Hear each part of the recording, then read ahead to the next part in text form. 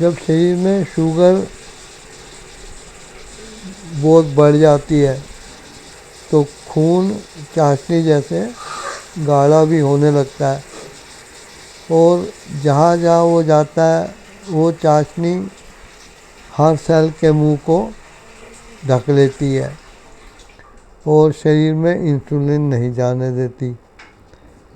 इसलिए इसके कारण भी शरीर में प्रॉब्लम आती है।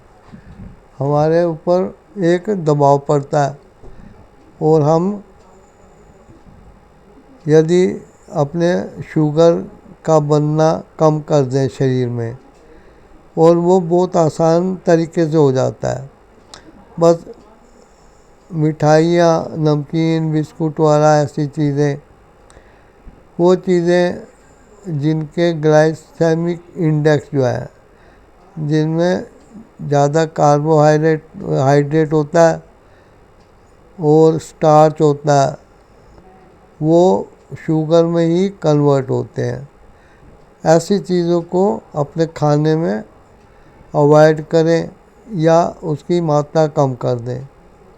अब चावल दाल है, चावल और रोटी, इनको इकट्ठा खाने की क्या ज़रूरत है? वो तो एक जीभ का स्वाद है और आदत है। अब शुगर को कम करना है तो या तो रोटी ही खाओ या किसी दिन चावल ही खाओ, दोनों को इकट्ठा नहीं लो, ठीक है। उसके बाद बीपी। अब बीपी जो है, इसकी भी हम शुगर की तरह ही दवाइयाँ, इंसुलिन इंजेक्शन वगैरह लेते हैं। तो जो भी मेडिसिन हमारे शरीर में जाती है, किसी किस्म की भी हो, आखिर में उसका वेस्टेज किडनी से छन के ही बाहर जाता है। इसलिए शुगर की जो दवाइयाँ लंबे समय तक हम खाते रहते हैं और वो नुकसान करती हैं। अब दवाई की मात्रा जितनी होगी उतना ही किडनी पे असर होगा।